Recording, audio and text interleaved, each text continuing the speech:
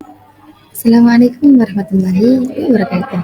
Perkenalkan, saya Sekitas Kamila Lutfania dengan NIM 230607110025. Jadi di sini saya akan sedikit menjelaskan mengenai beberapa materi dalam mata kuliah jaringan komputer. Nah, sebelum itu, apa sih yang dimaksud dengan jaringan komputer? Nah, jaringan komputer adalah kumpulan perangkat komputer dan perangkat lainnya yang saling terhubung untuk berbagi sumber daya dan informasi. Jadi jaringan ini memungkinkan komunikasi antar komputer dan perangkat lain melalui media transmisi seperti kabel atau kabel. Nah, jaringan dapat bervariasi dalam ukuran dan kompleksitas mulai dari jaringan kecil hingga jaringan yang lebih luas. Nah, untuk sejarah jaringannya itu seperti apa? Jadi, jaringan komputer ini dimulai pada tahun 1960-an ketika kebutuhan untuk komunikasi yang lebih efisien antara komputer semakin meningkat. Inisiatif ini dipelopori oleh DARPA, Departemen Pertahanan Amerika Serikat, yang berusaha menciptakan sistem komunikasi yang dapat bertahan meskipun terjadi kerusakan pada sebagian jaringan. Kemudian, pada tahun 1969, DARPA meluncurkan ARPANET, yaitu jaringan komputer pertama yang menghubungkan beberapa universitas dan lembaga peneliti. ARPANET ini dirancang untuk memungkinkan berbagai komputer berkomunikasi satu sama lain secara langsung tanpa bergantung pada satu titik pusat. Nah, hal ini menjadi cikal bakal dari internet yang kita kenal sekarang. Kemudian, dalam sejarah jaringan komputer ini ada beberapa tokoh penting. Yang pertama ada Leonard Kleinrock. Beliau ini berperan dalam pengembangan teori dasar jaringan. Yang kedua ada Vinton Gilliker. Biasanya dikenal sebagai bapak internet karena kontribusinya dalam pengembangan protokol TCP/IP. Kemudian yang ketiga ada Robert Metcalfe. Beliau ini yang menciptakan Ethernet, teknologi yang sebuah teknologi yang memungkinkan komunikasi antara komputer di jaringan lokal. Dan yang keempat ada Radia Purnam. Dia ini dikenal karena karyanya dalam pengembangan protokol yang membuat jaringan lebih efisien dan lambat. Gitu. Nah, kemudian tujuan dari jaringan komputer ini apa? Jadi jaringan komputer ini memiliki beberapa tujuan utama yang mendasari pengembangannya. Yang pertama ada resource sharing, yaitu untuk memungkinkan pengguna dalam berbagi sumber daya seperti printer, file, dan perangkat kelas lainnya. Hal ini dapat mengurangi biaya dan meningkatkan efisiensi penggunaan sumber daya. Kemudian yang kedua itu ada komunikasi data. Jadi jaringan ini memfasilitasi pertukaran informasi antar pengguna dengan cepat dan efektif. Hal ini itu kayak mencakup email, pesan, dan aplikasi kolaborasi lainnya. Kemudian yang ketiga ada remote access. Jadi jaringan ini memungkinkan pengguna untuk mengakses sistem dan data dari lokasi yang berbeda. Jadi sangat penting lah dalam era kerja jarak jauh dan mobilitas tinggi saat ini. Gitu. Jadi sangat bermanfaat sekali. Kemudian konsep dasar jaringan komputer. Jadi konsep dasarnya itu ada dari sebuah komunikasi. Nah, komunikasi itu apa sih? Jadi komunikasi adalah proses pengiriman informasi dari satu pihak ke pihak lain. Dalam konteks jaringan komputer, ada beberapa elemen penting yang harus dipahami. Nah, yang pertama ada pengirim atau biasa disebut dengan transmitter. Yang kedua ada penerima atau receiver. Kemudian yang ketiga ada alat komunikasi. Yang keempat ada media komunikasi. Dan yang terakhir ada informasi. Nah, jadi ibaratnya gini. Pengirim atau transmitter ini adalah pihak yang mengirimkan informasi. Nah, misal itu kayak diibaratkan dengan mulut yang berbicara, yang memberikan informasi, yang mengirimkan informasi. Kemudian itu ada yang kedua tadi ada penerima atau receiver. Jadi si yang menerima informasi seperti telinga yang mendengar. Jadi telinga ini yang menangkap semua informasi yang diberikan. Gitu. Kemudian alat komunikasinya itu tadi ya apa ya untuk Kalau yang transmitter itu tadi orangnya yang melakukannya, transponder dan receiver ini yang melakukannya, sedangkan alat komunikasi ini mulut dan telinga yang digunakan untuk mengirim dan menerima informasi. Gitu. Yang keempat ada media komunikasi. Jadi sarana yang digunakan untuk menyampaikan informasi. Gitu. Kalau dalam komunikasi verbal, maksudnya secara langsung itu medianya adalah udara, lewat udara ya langsung. Kalau dalam jaringan komputer ini medianya bisa berupa kabel atau sinyal nirkabel. Kemudian yang kelima ada informasi. Jadi ini informasi ya yang kita sampaikan. Ini sebuah data atau pesan yang dikirimkan dari pengirim ke penerima. Yaitu tadi informasi yang kita bawa. Nah, kemudian itu ada model pengirim informasi. Nah, salah satu model pengirim informasi yang umum digunakan ini adalah peer-to-peer. Nah, pada model ini, setiap komputer dapat berfungsi sebagai pengirim dan penerima tanpa perlu melalui server pulsa. Nah, alat komunikasi yang digunakan itu biasanya lampu yang terpasang di setiap komputer. Biasanya itu. Kemudian ada media komunikasi. Biasanya sebuah kayak kabel seperti kabel UTP yang menghubungkan komputer satu dengan lain. Jadi untuk perantaranya. Nah, jadi model ini memungkinkan komunikasi langsung antar pengguna sehingga lebih efisien untuk berbagi data. Gitu. Kemudian ada materi selanjutnya yaitu topologi jaringan. Nah, topologi jaringan ini adalah cara perangkat dalam jaringan diatur dan terhubung satu sama lain. Gitu. Jadi kayak rangkaiannya. Nah, ini ada beberapa jenis topologi yang digunakan. Yang pertama ada point to point.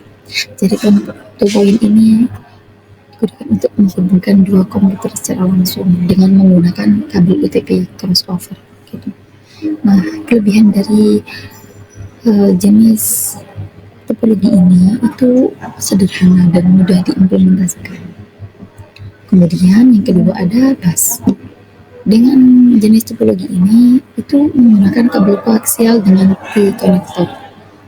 Jadi dalam jenis ini semua perangkat terhubung ke kabel utama. Gitu. Tapi dalam jenis topologi ini tuh ada kemungkinan terjadinya data collision jika dua perangkat ini mengirim data bersamaan kayak kurang efektif gitu. Nah, kemudian yang ketiga ada jenis topologi ring, itu menghubungkan kedua ujung kabel koaksial untuk membentuk lingkaran sesuai dengan namanya ring itu lingkar dengan menggunakan tombol untuk mengatur giliran pengiriman data.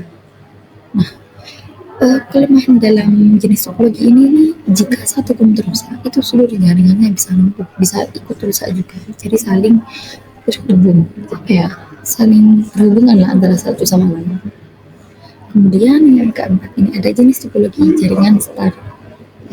Jadi di jenis topologi yang ini itu menggunakan konsentrator, misalnya kayak hub atau switch sebagai pusat penghubung. Jadi jika satu komputer mengalami masalah, ini jaringan yang lain ini tetap berfungsi. Gitu. Jadi kelebihannya ini mudah untuk menambah atau menghapus perangkat. Gitu. Kemudian yang kelima itu ada tree. Jadi jenis topologi ini merupakan gabungan antara topologi star dengan bus. Nah, yang memiliki struktur lebih hierarkis dengan backbone sebagai pusatnya. Jadi jenis ini tuh lebih fleksibel untuk pengembangan jaringan lebih lanjut. Kemudian yang terakhir ada jenis topologi mesh. Jadi di setiap perangkat ini terhubung ke semua perangkat lainnya dan menyediakan redundansi dan keandalan tinggi. Namun dalam jenis ini sulit dikelola karena kompleksitasnya dan dapat menyebabkan broadcast tolong. Itu. Kemudian di materi selanjutnya ada protokol jaringan komputer. Jadi protokol ini apa sih? Protokol itu adalah sebuah aturan standar yang mengatur komunikasi data di jaringan komputer. Nah, dengan adanya protokol ini, perangkat dari berbagai vendor dapat saling berkomunikasi dengan baik. Tuh. Nah, ini ada beberapa Protokol yang digunakan, yang pertama ada TCP, yaitu Transmission Control Protocol Fitur. Dalam TCP ini ada beberapa fitur yang memiliki kemampuan untuk memperbaiki kesalahan atau error correction sehingga data yang dikirimkan lebih dapat diandalkan.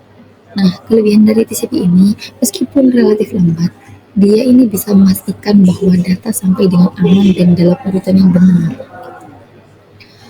Kemudian aplikasi yang digunakan itu dalam komunikasi data website dan pengiriman file.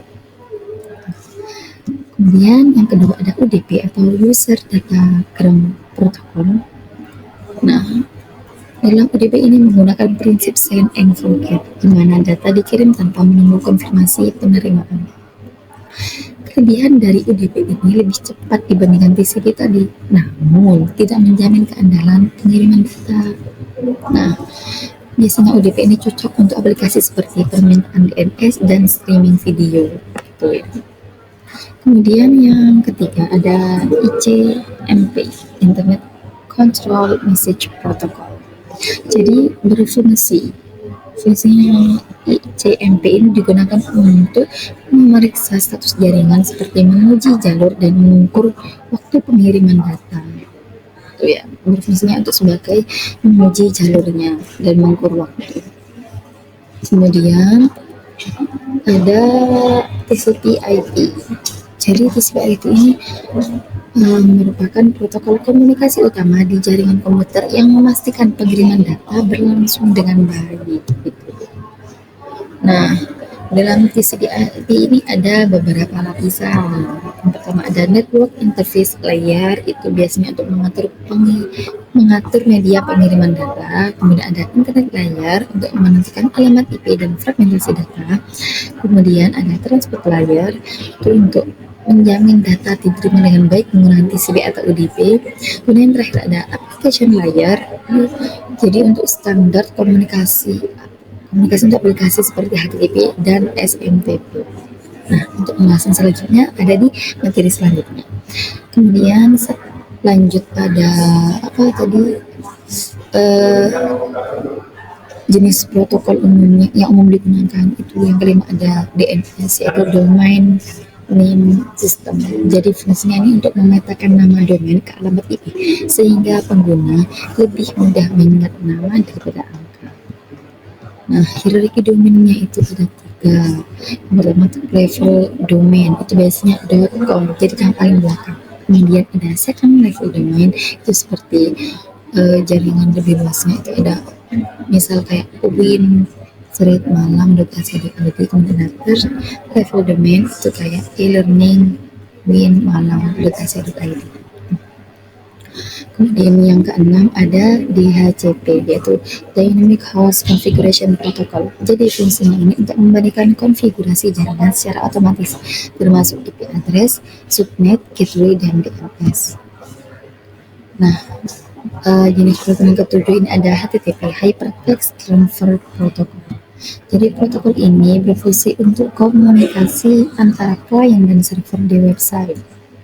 Nah, untuk HTTP ini kurang aman.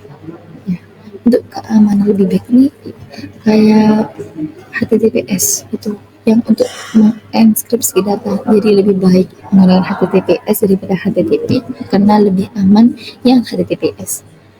Kemudian yang kedelapan ada FTP atau File Transfer Protocol. Jadi protokol ini berfungsi untuk mentransfer file antara klien dan server.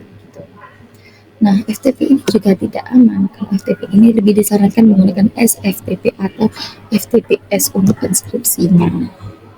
Kemudian yang ke-9 ada email protokol. Nah, di email protokol ini yang pertama ada Internet Message Access Protocol untuk mengakses email di server dan menaruhnya ke perangkat pengguna. Yang kedua ada POP3 atau Post Office Protocol untuk mengunduh email ke perangkat pengguna dan menghapusnya dari server. Kemudian ada SMTP, Simple Mail Transfer Protocol, jadi digunakan untuk mengirim email dari klien ke server. Nah, yang terakhir ini protokol yang terakhir ada SNMP, itu Simple Network Management Protocol. Jadi berfungsi ini apa ya, fungsi ini memungkinkan perangkat jaringan untuk berkomunikasi dengan program monitoring jaringan dan mengakses statistik penggunaan perangkat. Jadi, protokol jaringan ini merupakan elemen penting dalam komunikasi data, memungkinkan interoperabilitas antar perangkat dari berbagai vendor. Dengan banyaknya jenis protokol yang ada, jaring filtering dapat berfungsi secara efisien, mendukung aplikasi dan layanan yang kita gunakan sehari-hari. Gitu. Kemudian di materi selanjutnya ada apa sih model TCP/IP layer. Nah, model OSI, Open System Interconnection, dan TCP/IP, Transmission Control Protocol atau Internet Protocol. Jadi ini merupakan dua kerangka kerja yang digunakan untuk memahami dan mengatur komunikasi dalam jaringan komputer. Gitu. Nah, dalam model OSI ini terdapat 7 lapisan yang masing-masing memiliki fungsi spesifik. Lapisan untuk di model OSI kan lapisan paling atas itu ada lapisan 7, yaitu tempat aplikasi dan proses jaringan beroperasi. Kemudian di bawahnya ada lapisan ke-6, yaitu presentasi untuk menangani format data, inskripsi, dan kompresi. Jadi memastikan data ini dapat dibaca oleh aplikasi yang berbeda. Kemudian di lapisan bawahnya lagi itu ada lapisan kelima, yaitu sesi, untuk mengelola sesi komunikasi antar aplikasi dan menyediakan pengaturan, pengelolaan, dan terminasi sesi. Kemudian di bawahnya lagi ada lapisan keempat, itu transport, untuk menjamin transfer data yang andal dengan menggunakan protokol seperti TCP atau UDP untuk mengatur aliran data.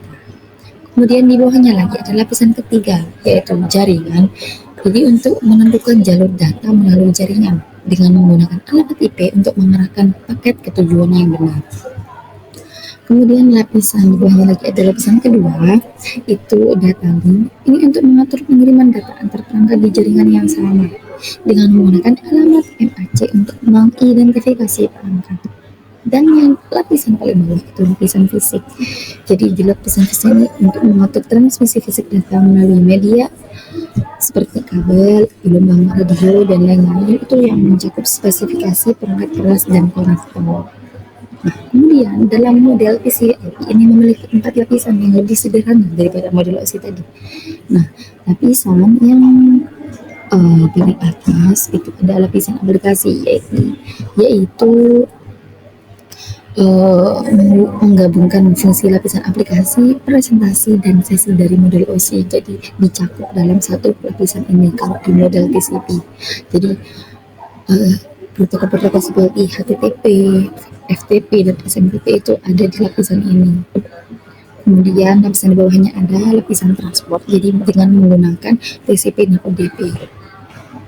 Jadi TCP ini menjamin pengiriman data yang andal, sementara UDP lebih cepat tapi tidak nyaman pengirimannya. Jadi saling melengkapi gitu. Kemudian di bawahnya lagi ada lapisan internet. Jadi ini kalau dalam setara lah dengan lapisan jaringan OSI gitu. Dengan menggunakan protokol IP untuk pengalamatan dan pengiriman paket data. Kemudian di yang paling bawah itu ada lapisan akses jaringan. Jadi dengan menggabungkan fungsi lapisan data link dan fisik dari model OSI dan mengatur komunikasi melalui media fisik. Nah, jadi perbedaan dari dua model lapisan ini spesifiknya dari beberapa lapisan ya. Kalau OSI-nya hanya 7, ada 7, sementara TCP/IP-nya hanya 4. Kemudian perbedaan lagi itu dari segi fleksibilitas. Jadi kalau TCP/IP ini lebih praktis dan lebih banyak digunakan dalam aplikasi nyata, sedangkan OSI ini lebih teoritis gitu, lebih lebih mendalam lah intinya. Kemudian yang dari segi protokol, OSI ini mendefinisikan banyak protokol, jadi lebih banyak protokolnya, sedangkan TCP/IP ini dirancang berdasarkan protokol yang sudah ada. Nah, namun kedua model ini sangat penting dalam memahami bagaimana perangkat dan sistem berkomunikasi dalam jaringan. Meskipun TCP/IP ini lebih umum digunakan dalam praktik sehari-hari. Nah, kemudian ada perangkat jaringan komputer. Nah, perangkat jaringan komputer ini tuh ada 6 ya. Yang pertama ada hub, yaitu menghubungkan beberapa komputer dalam satu jaringan. Kalau hub tadi ya kayak ininya buat menghubungkan lah ya. Kemudian yang kedua ada switch, itu hampir sama dengan hub, cuman bedanya ini menghubungkan menggunakan kabel alamat NAC sehingga data ini tidak broadcast. Sama untuk menghubungkan. Kemudian yang ketiga ada router, jadi untuk menghubungkan beberapa jaringan dan menentukan jalur pengiriman data. Kemudian yang keempat ada modem untuk mengubah sinyal digital menjadi sinyal analog dan sebaliknya. Jadi bisa digital ke analog atau analog ke digital gitu. Kemudian yang kelima ada access point, jadi untuk menghubungkan perangkat nirkabel ke jaringan. Dan yang terakhir ada network firewall. Jadi ini untuk memantau dan mengatur lalu lintas data dalam jaringan. Nah, metode selanjutnya ada jaringan komputer berdasarkan ukuran. Nah, kayak tadi, jadi kalau jaringan komputer berdasarkan ukuran ada 4. Yang pertama ada PAN, yaitu Personal Area Network. Jadi jarak ini untuk perangkat pribadi dalam jarak dekat, kurang lebih 10 meter. Gitu, menggunakan teknologi seperti Bluetooth, jadi untuk yang dekat-dekat saja ya. Kemudian ada LAN, Local Area Network, jadi jaring ini di area terbatas seperti gedung atau kantor, jadi dalam satu gedung itu namanya LAN dengan koneksi kabel atau kabel yang cepat.